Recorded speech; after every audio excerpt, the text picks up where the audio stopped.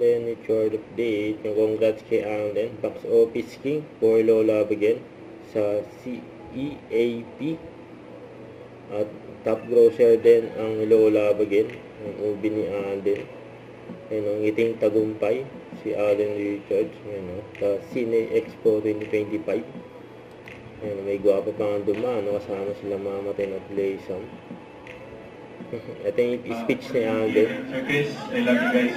And of course, Miss Annette of GMA Pictures for making this possible for a lot of people who have anticipated the sequel for the first film.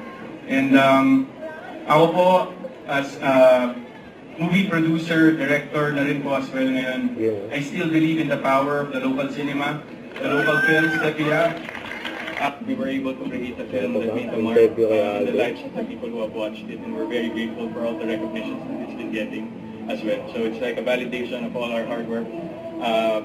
You know, na lahat ng pinaghirapan namin, na-appreciate ng mga taong nakapanood at sumuport na po sa pelikula. Does it inspire you to do more movies? Yeah, to do more, to produce more, to direct more. Kasi parang, yun nga po, like my speech a while ago, sabi ko, I still do believe in the magic of the local cinema, which is the Philippine movie industry. And, you know, we have very talented people behind the cameras, creatives, the directors, and people who have a great vision for the movie industry. So, I'm not losing hope. I mean, it's a constant battle that we have to face every day in producing content for the Filipinos and the moviegoers. But at the end of the day, all we want to do is tell great stories about the lives of different individuals all over the world. So may mga discussions na ba about your next film? Meron na po in the works, yes. But yun nga po, can't share much details until mabigyan na tayo ng go signal. But know that medyo marami po siya.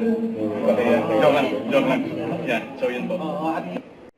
Don't forget to subscribe and click the notification bell for more update. This is with your reaction live. Stay tuned for more videos. See ya.